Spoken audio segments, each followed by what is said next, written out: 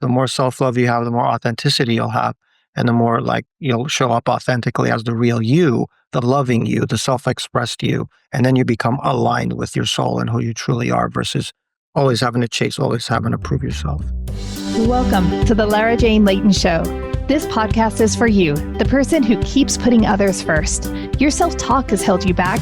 You no longer need to take a second seat. Let's explore ways to overcome self-doubt. You can silence that inner bully voice and achieve your full potential. Here's your host, Lara Jane. Welcome to the show, friend. I have a new best friend with me today, and Deekron is here to help us really tune into that, who we are, to really figure out a way to elevate all of our habits and the things that we do every day so that we can really sustain that resilience, that thing that keeps us on our feet or back on our feet so we can keep going. But before we get started, we're going to get a quick word from our sponsor and come back and Deekron help us really get that resilience. So we'll be right back. Hey, since I rarely have openings in my coaching schedule, I have a new resource out there on my website. It is called the BFF Coaching Network.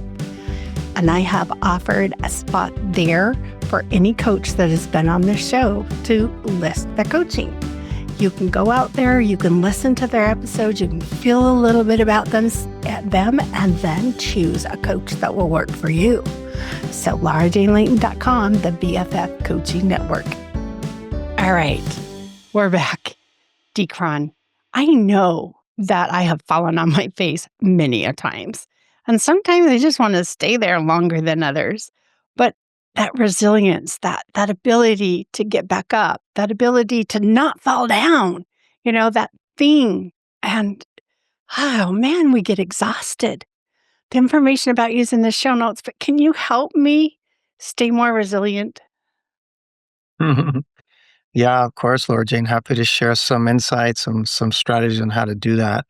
I think resilience is very important. A busy professional who, let's say, is raising children, has a lot coming at them from all sides. I think it's super important for us to be able to perform at a high level, which means handle the stress, handle the responsibilities, handle the obligations, and be able to sustain where we are without being derailed, without it harming our health, our relationships, our fulfillment. And in order to do that, there are a number of things we have to do. And it's interesting because growing up, I was raised by a father who was a disciplinarian. And my dad was actually a professional rugby player in Romania, which is where I'm from. And when we emigrated to the States, he raised my brother and I with these notions of structure and routine and, like kind of like a no BS approach to raising us. And he made it very clear that things like, exercise and eating right and going to bed on time and education and manners and structure and routines, like all those things were very important. And we could not treat them as optional. And if we did, there would be consequences. So even though my brother and I did not like that growing up, all the rules and all the strictness, it really served us well as, as high functioning adults later in life. Now, interestingly, even though I do consider myself somebody who has a lot of drive and a lot of self-discipline, having coached people, I realize that is not that common. They say that only about 25% of the population are actually self-starters. Everybody else can use a hand. Everybody else has to do it in a different way. And so to me, these days, I no longer try to promote grit and discipline as willpower as the answer. I actually promote something different, which is alignment. And what I mean by alignment is really making sure that how you think and how you feel and the practices you're keeping are very aligned with the version of yourself who you want to be. And so there's an identity piece to that, which we can kind of get into. But I think anytime, to go back to your question, anytime we're feeling like, okay, we're falling down, how do I get myself up faster? How do I prevent myself from falling, the next time around? I think it comes down to a few things. I think first, we have to be very sort of accepting and at peace with who we are. And that could include doing inner work, healing work, looking at traumas, past experience, emotional wounds. Make sure that there isn't a lot of internal stress happening from some of our fears, from some of our old patterns, right? So that's step one. Secondly, I think we want to maintain our habits so that they keep us functioning well. So what that means is, are you hydrating well? Are you eating well? Are you moving your body? Are you staying mindful? Are you grounding yourself when things get stressful? And then it's having some support around us, especially they say close to 50% of the population thrives with some kind of support or accountability.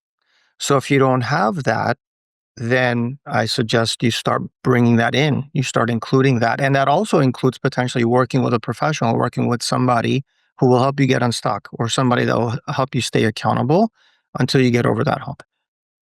You mentioned, I think it was 25% of the population is self starters.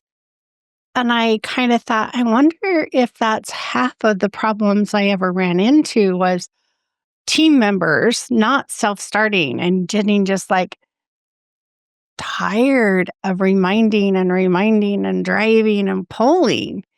And just that, oh, do I have to tell them again? You know, it kind of feeling is just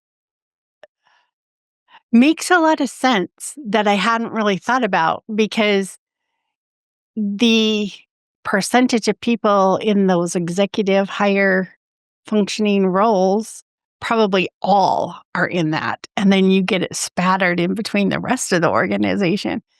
So even beyond keeping me up, how do I stay more understanding to those people who don't start by themselves and have to be reminded or many times a day?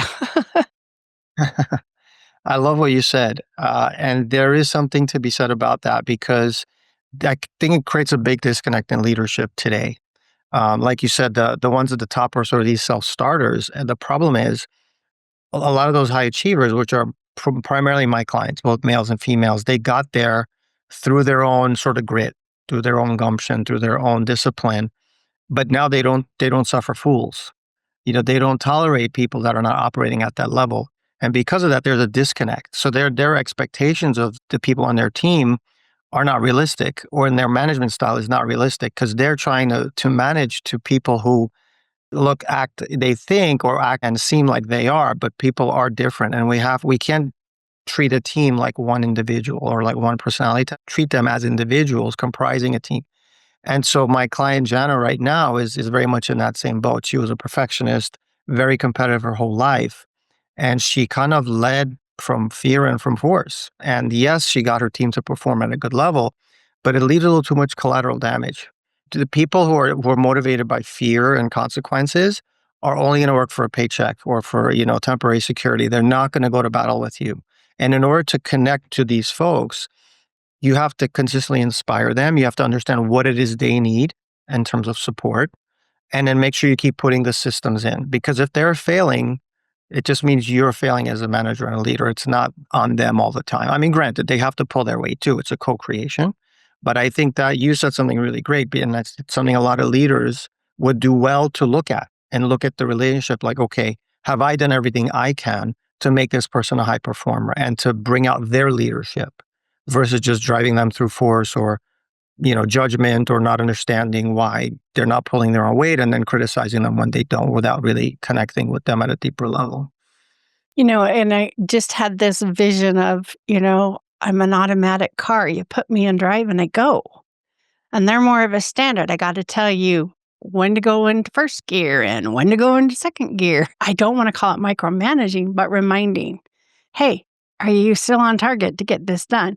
Hey, and just making sure they're making their adjustments Yeah. to keep moving forward. Yeah. It's essential. Yeah, managers can't have just one gear. We have to have multiple gears. It's fun, for my own personal resilience, sometimes it's just exhaustion. How do I stay? Well, I think it's from my own fight in my own head, those emotional, how do I do this? How do I do this? What's the best way to work with John? What's the best way to work with Jill? What's the best, and you just, that constant thought process to make sure you're empowering people Mhm. instead of holding them back. And if you do it, everyone gets their own unique leader. It's like Laura Jane shows up like this when it's, so and so, or like this. That doesn't mean she's two-faced. That means she's tuning into somebody else's needs. And that in itself can be exhausting. How do we recoup? How do we fill ourselves back up when we've poured it all out to other people? Yeah, that is a big one. That's a big one because we are absorbing people's energies. And there's many instances where our egos can kick in. We can get triggered, we can get upset, we can start judging people. And as a grounded leader, we have to always be able to pull back. So it starts with, what are you doing to make sure you're internally happy? What are you doing to make sure your habits are taking care of you? The spiritual habits, the physical habits, the mental habits, right? So if we're operating at a high level, then we can be better leaders. We can be better for our people. But if we ourselves are not managing ourselves well, now that's going to spill over into them and just cause more dysfunction. So as a leader, if you want to be a great leader, I think you have to hold yourself to a higher standard and make sure you're coming from that place as consistently as possible. How do we even know what that standard is to get to a point where we know ourselves well enough to be okay with treating people in multiple different ways, or to be okay to not to do everything consistent? It's going to work either way. But like you talked about your client, she always came with this one approach, and now Mhm. she's reworking that approach. How are you helping her to expand the way she's looking at the people she's working with? Love the question. So in this situation, the first thing we did was do the inner work, the old identity work. We reset her old identity so that she doesn't have to, the way she described it, wear the perfectionism coat that she was wearing for 55 plus years. So she shed that. She let go of that to the point where she didn't know who she was. So she says, if I'm not a hyper competitive perfectionist woman, female leader, who am I? And so we had to get her connected with who she truly was, her essence, and, give her the freedom the more freedom she gives herself, Laura Jane, to be who she is and to be how she is, the more empathy she'll have for herself, which will then spill over into having empathy for those who she leads and who she works with. And so I think that's a big part of it. And then I also taught her to ask more questions. I think as leaders, we make assumptions sometimes, or we use the word should a lot. This person should be doing something differently, or they shouldn't be doing that. And that's a lot of self talk. Our parents talk to us that way, and then we start talking to ourselves that way. So that's a big one. I think if you're constantly observing that you're using the word should a lot, catch it, be very mindful of it. Because if you look up the definition of the word should, it's actually intended to criticize somebody. So when you're saying should to yourself, you're criticizing yourself, or when you're saying shouldn't to someone else, kind of thing, same thing. You're criticizing them, and criticism doesn't allow for freedom. It doesn't allow for connection. It doesn't allow for love and bonding. And so that's another thing: is ask questions, don't assume, and don't use word shit, or like Tony Robbins says, don't shit all over yourself. With her, I want to, like I said, have her be happier internally, have her keep the right habits, and then start pulling her team with inspiration, with questions, with opportunity, allow them to fail and not have to fix or force things just because, let's say, they didn't show up exactly how she thinks they should have. That's sort of like the crux of it. My question was going to be is, when you say, like, you really should do the dishes, pretend like we're talking to our kids, or really, you really should get that report on my desk by the end of the day. How would we reword these where they weren't the shoulds, yet still motivating, or motivating instead of damning, right? So, that was kind of where I was going, is instead of asking, you really should get that done tonight, is target date was to have this done tonight. Where are you? Is it more of a question? How would you rephrase it? Yeah, great. And I remember doing a Facebook Live some time back to my Facebook group about like the 10 most disempowering words. And should was one of those. And how do we reframe them? So it's like words like hope. We don't want to use hope. We don't want to use try. I'm going to try to do it, like should. So should was one of those words. And I think with should, you can reframe it. And what I say is, it would have been best had we done it this way.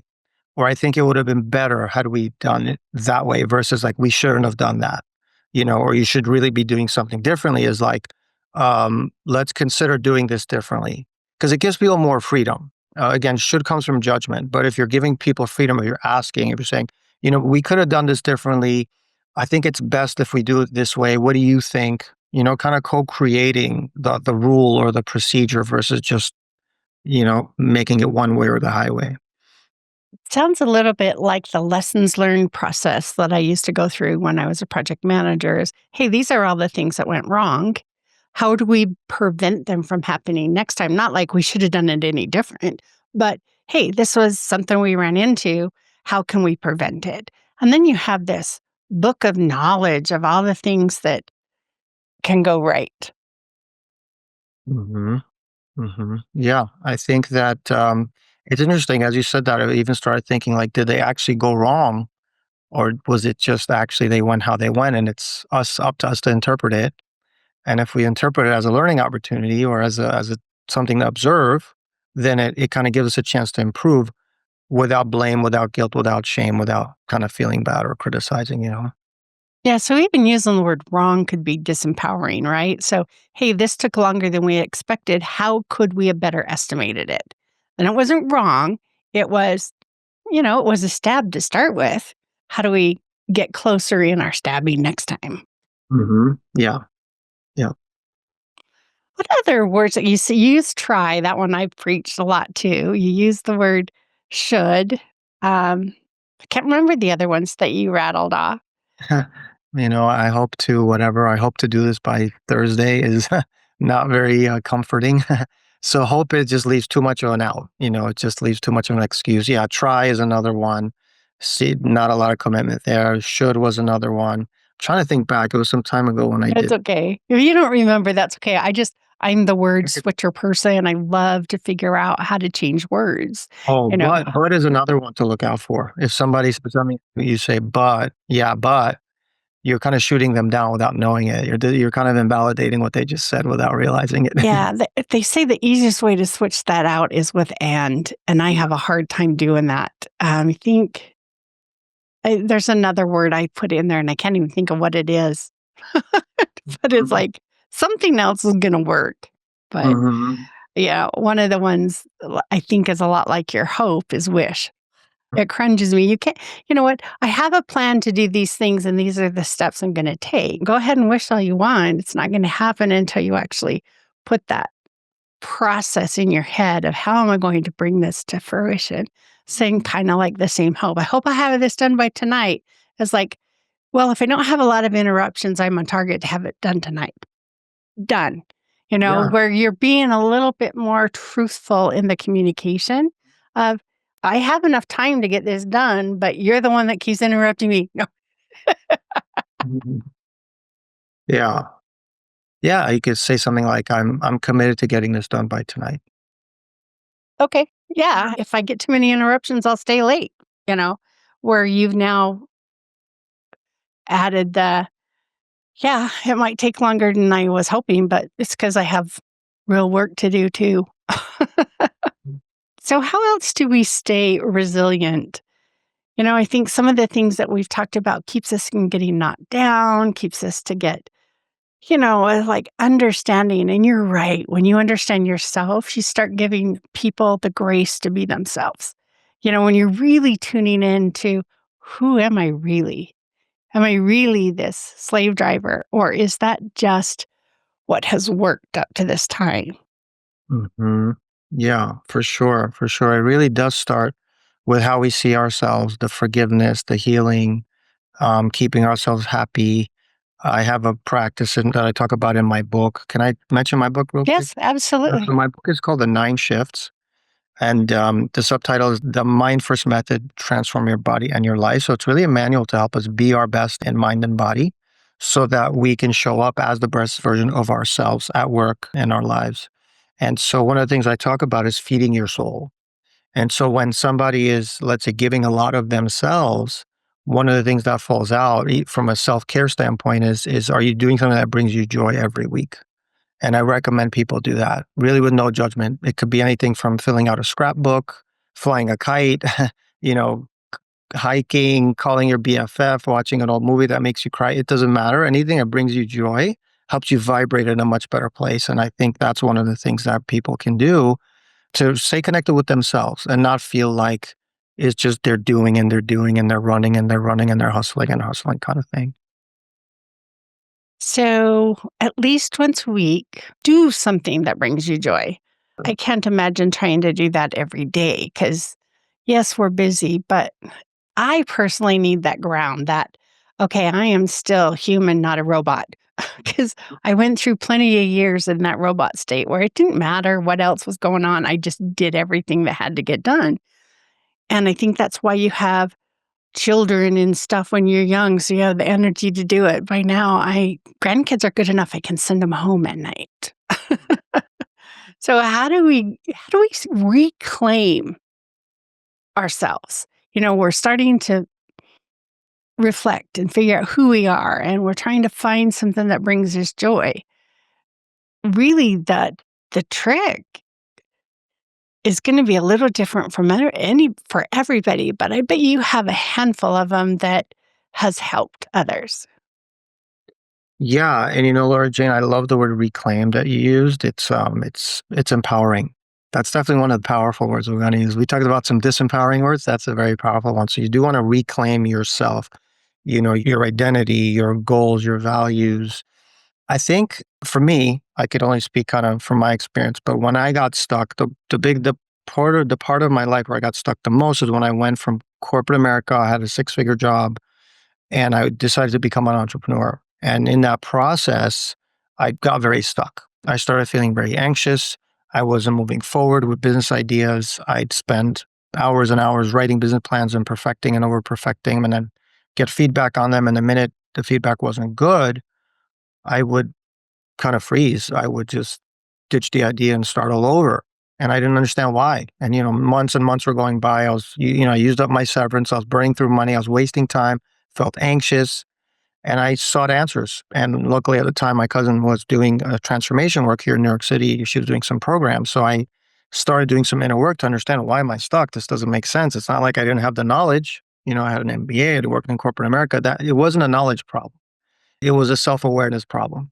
So anything people can do to elevate their self-awareness would be very important. Generally, it's going to take somebody from the outside to help. It could be a program, a coach, anything like that, but maybe a community. But ultimately, Einstein says you can't solve a problem with the same mind that created it. You kind of need an outside mind to come and point out what you're not seeing because we have blind spots as humans. And there's a lot of things we do on autopilot. We have a lot of programs that run what we do. They say 90% of what we do every day is just habitual. It's just on autopilot. It's automated. So we want to be able to step back out from that. And what I do when I work with folks, when I initially meet them, I do a 5-day one-on-one challenge where it's called the identity reset. So we actually get them to step out of day to day. Where do you want to be 12 months from now? Because people don't think about that on a day to day basis. And that's why, months go by or a year goes by and we realize we haven't even accomplished half of what we wanted to that year, starting in January. And this is a good time to think about it now. We're recording this at early July. So it's like, okay, half the year is gone. What percentage of people made a lot of progress so far this year? Probably not many. And that's again because they're stuck in the same loops and patterns. So on day one of my challenge, we actually set their 12-month goals. On days 2, 3, and 4, we do my 3 pillars of mind, body, and life. And I talk to them about the 9 major challenges that are in the way of us being our best in those 3 areas. And that's when I take them through my books framework. And on day 5, I give them basically a roadmap, a plan to say, okay, if you want to get to where you want to be and not just have this year be another repeat of last year, these are the things you're going to have to overcome. And these are things you have to put in place. And then at that point, they try it on their own or they work with me to help them really accelerate their progress. In my brain, I'm thinking, I my first husband, when I would ask him, how could I do this better or whatever, I would get a whole list of shit. I guess he wasn't And very I'm illuminating. just like, can you just give me one thing I can work on at a time? Mhm. Mhm. Because it's hard to remember for me, not maybe everybody. It was difficult to keep all of the things he wanted changed different. Now, when I left that relationship, nobody was ever telling me anything again, and I was going to make my own choice. So I got even more stubborn. But, it's a process. And when you do ask for help, some really, really well-intentional people are going to spill their whole bucket of things that they've been saving up about you on you at one time. And that's way more than anybody wants to consume. It's like, what would be and so ask the question properly. What would be the one or two things I could do right now to help me start to pivot into a better direction?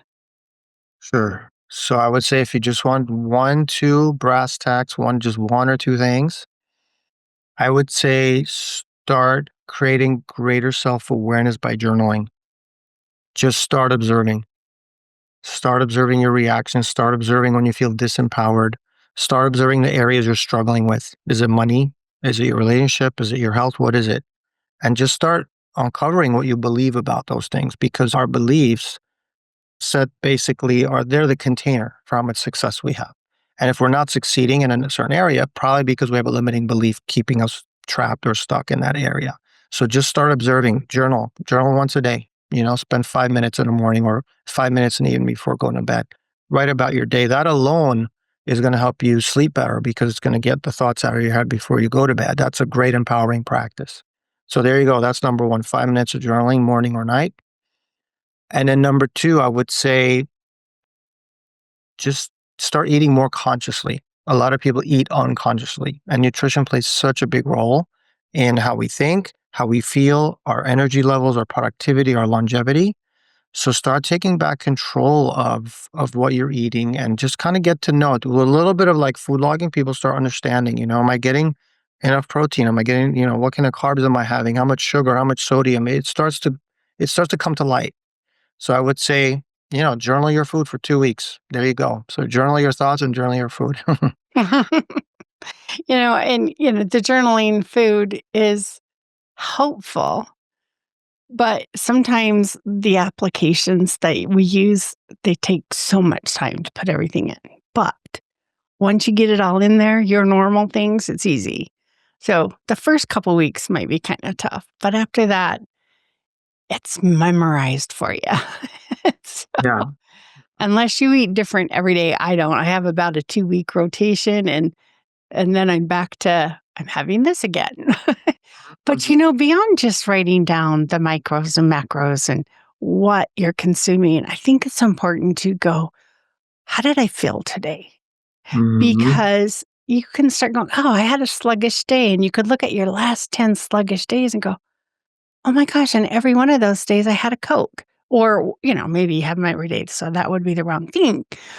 But you might start identifying something Mhm. that is affecting your mood or your strength or your awakefulness, so not just what you ate, but how you felt that day. Yeah. 100%. Yeah. Yeah. I mean, to your point with the food journaling, I mean, even if somebody did it for just 2 weeks and never did it again, I think those 2 weeks would be very eye opening. And yeah, when you're journaling, when you're observing, you're becoming more conscious, more aware. And that's what it is. Instead of living in our automated unconscious loops every day, one day is kind of the next. When we start observing and journaling and documenting, we become more aware, and that makes better decisions. Mhm. Decisions that work, or at least get us further along the path. I always say, no matter what progress I make today, it's going to help me get closer to tomorrow. But I might want a different goal tomorrow than I had today, and that's okay. I'm still closer. I still made progress, even though I may be changing where I want to go. And so many of us worry about, well, if I do that, I might not get any closer to where I want to go. And it's like, no, we don't get further away from our goals when we're moving in a direction, a purposeful direction. Mhm. Yeah, definitely. I think everybody has a different definition of success. Everybody has a different definition of progress.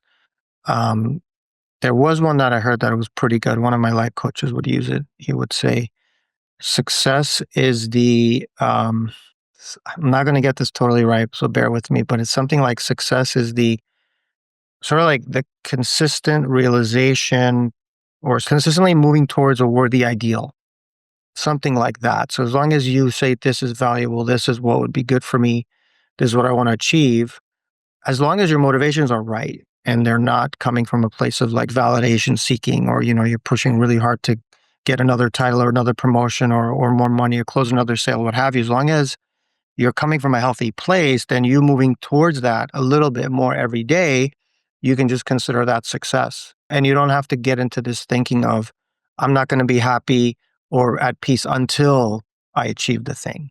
You actually measure your success every day a little bit, and that creates motivation and it keeps you on track. And instead of saying, I'm not going to be happy until 5 years from now, I buy my house or what have you, every penny you save towards the house, you basically acknowledge yourself for. And that keeps motivation going.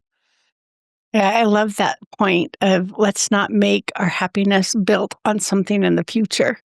How do we build our happiness into what we have today? Mhm. It's not, I'll be happy when. So I'm Yeah. happy now and I'm moving towards the when. Mhm. Yeah. I'm on the right path. I'm on a path to get there. Doesn't have to be the right or wrong path. It can be a path. Deekron might want to take the freeway and go 80 miles an hour all the way there. And I might want to take the scenic route and go 30 miles away and drive twice as far because I want to enjoy it. We all have a different path. It's do what works for you with the goals that you have in mind. Yes. Yeah, I was a freeway one. I'm working really hard on being the scenic route person. Enjoy the journey. Because there was never enough time for the scenic route. There I've been wasn't. been there.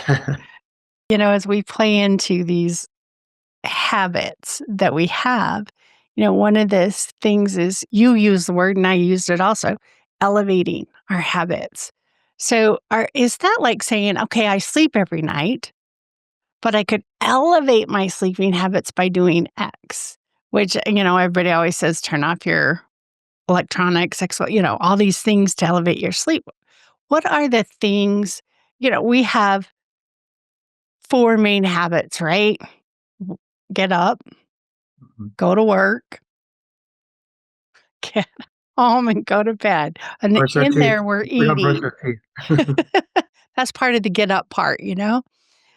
So it's like, how do we take our basic habits and start elevating them where, if you use the right cloth on your car, it's going to shine. If you use Mhm. the wrong one, you're going to scratch it all up. How do we know that we're elevating with something that's going to make us shine? Mm, good question. I would say, kind of like what you said, how does it make you feel?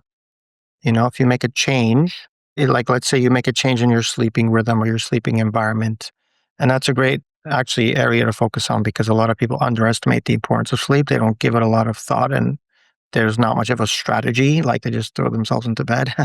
I have a whole chapter called "Enhance Your Sleep" because it plays such a big role in our health, our energy, our cognition. And so I think with something like that, Laura Jane is, it's like, oh, I tried using a white noise machine. Am I feeling better in the morning or am I actually more tired? Is it making it harder for me to fall asleep or easier? I'm going to try walking after dinner. Is that actually helping me feel better or is that actually making me more alert and I'm having trouble going to bed and winding down? Right. So it's a matter of just like listening to your body.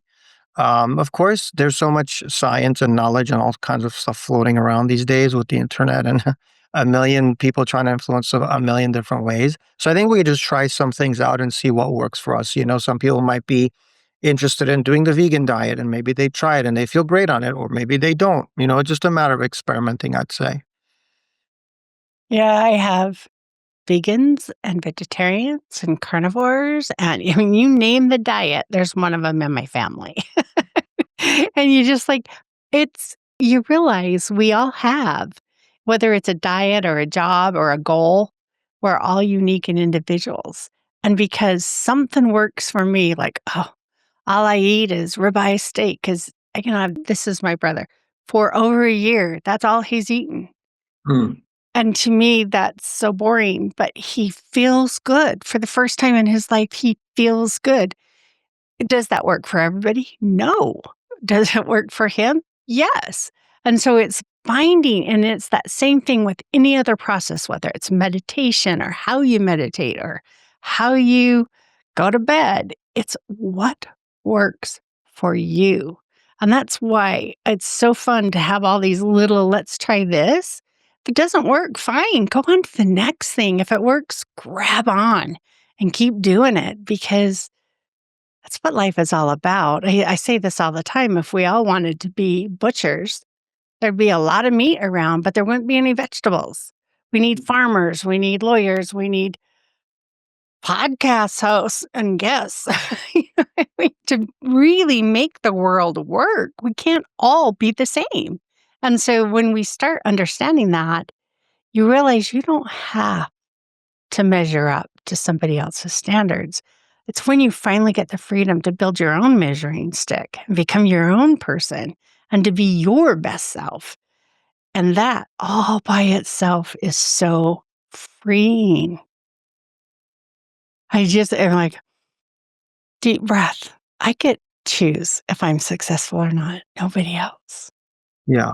Yeah. What you're saying right there reminds me of one of my key principles, one of the key benefits I want to deliver to people when I work with them, and that's authenticity. Being able to truly just be you and be okay with it. And most people are not because of the old fears, the old need for acceptance, the old need for validation, which we all have. But if we don't understand how that's running our life, we're always in that one gear and we're always chasing and we're chasing and we're trying to prove ourselves and win acceptance and feel validated. And that is not freeing. That is very overwhelming. That's where burnout comes from. And so it's a matter of like, Jenna, I'm teaching her to be more authentic, an authentic leader, be okay with not being perfect, not have to bully your way to a result, allow collaboration to happen and not have to take over when somebody makes a mistake right away. Allow people to fail, allow yourself to fail. So the more self-love you have, the more authenticity you'll have. And the more like you'll show up authentically as the real you, the loving you, the self-expressed you, and then you become aligned with your soul and who you truly are versus always having to chase, always having to prove yourself. And one of the things about authenticity is who you are right now. Just be it. Yeah. And when you have a thought and a way of like, no shoulds. I would like to experience this. Okay. Do it. It's when we start allowing ourselves, we flow into our authenticity. And you could have asked me 5 years ago and I would say, I'm authentic. I'm the person who I am. Am I the same person I was 5 years ago? No. So was I really not authentic? You are authentic right now when you allow yourself to follow your thoughts and feelings. And that is going to guide you to even deeper authenticity, that Mm. self that you were meant to be, not told what to be. And for me, it's been a process. Am I all the way there? I doubt it. I'm sure there's still more sheds and changes and shifts, but it's a fun journey now instead of oh, what if they don't like me? Or, oh, if I do that, they might think I'm weird. Or, oh, is this too manly? Like, what are these rules? Like men act like this, women act like this, because, kids act like this. Oh, maybe it's the kid in you that wants back out. And how do we go? Oh, okay, let's go play. Let's fly kites. Let's do something that we would think is childish. Mm-hmm. Yeah, that fear of judgment, we all carry it for sure. The need for acceptance. So, Deekron, tell our friend here with us a little bit about yourself, what you do. You can go more into depth on your book, how to get a hold of you, and then what's that one thing? And I think you already told us that we can do this week to get closer to our authentic self. Yeah, for sure, Laura Jane. Thank you. So, yeah, I call myself a transformation coach for high achievers and leaders. And I specialize in really helping people break free from self doubt, internal pressure, things like perfectionism, people pleasing, imposter syndrome, really help them clear all that out and reset their identity so they can align with who they truly are and start moving towards the person that they want to be, truly want to be, and how they want to be feeling. And so my work, it's like I said, it is transformative because I work on the mind first, but it's also holistic. And that then we also talk about the body and health and energy. And then finally, the last pillar is life, which is making sure the outside world is not throwing us off. And so again, my book, The Nine Shifts, encompasses all of that. People can find that on Amazon. People can find me on LinkedIn. I'm the only Deekron on there. So it's Deekron. And my email address is probably pretty easy to remember because it's just my first name at gmail.com, which I don't know anybody else who has just their first name. But yeah, deekron@gmail.com is how they can find me. And I would say, my advice for folks is always get to know yourself better. That's the big one. The journaling, I think, takes a good first step there. And if you want to take it to another level, then start working with folks. Because when I was stuck, I started working with folks, and I'm really glad I sought answers. And I've had the blessing to have been in great courses and have worked with great coaches who've gotten me to a really high place. And now I kind of pay those gifts forward to empower others so that they're no longer going to be trapped, frustrated, stuck in the same patterns, and really be able to show up as their best, their authentic self, and be free from, the past and all these unspoken rules like you talked about, and to just be comfortable with who they are and be authentic so they can lead and live their best life. I mean, just breathe that in. That feels so good. And so this week, let's journal. Let's, all of us sit down at night and make sure we're reflecting on the day and analyzing what we want tomorrow to be like. Not, over analyzation and you have to have every step, but, I like my inside timer where every morning it says, set your intention. And it can just be peaceful energy. It can be joyous, whatever you're feeling like your body needs, write it down. That's your intent. It doesn't have to be a whole paragraph or a book.